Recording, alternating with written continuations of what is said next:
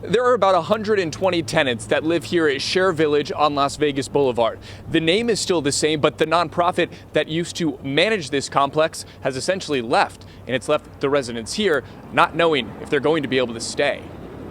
A pantry that used to be stocked with food and water, now nearly gone inside the office at Share Village 1. The shelves are gone. Fear, anger, hurt. You know, it's like being punched in the heart. Robert Holloway, one of the many veterans at Share Village, has lived here for almost 2 years. He says there's a strong community at the complex. For the time that I was here up until recently, you got that feeling from management too.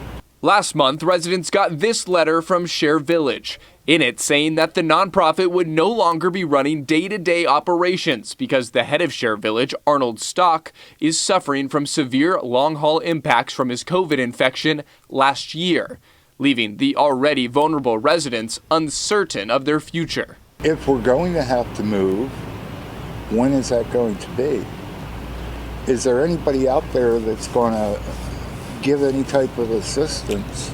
Now it's been left in the hands of the property owner, YSBM Investments, who has never managed the apartment complex since Share Village took over more than a decade ago, and told residents in a letter that Stock falsely suggested that there would be a transition in management of the Veterans Village from Share to YSBM Investments. And the company took Share to court for breaking its contract.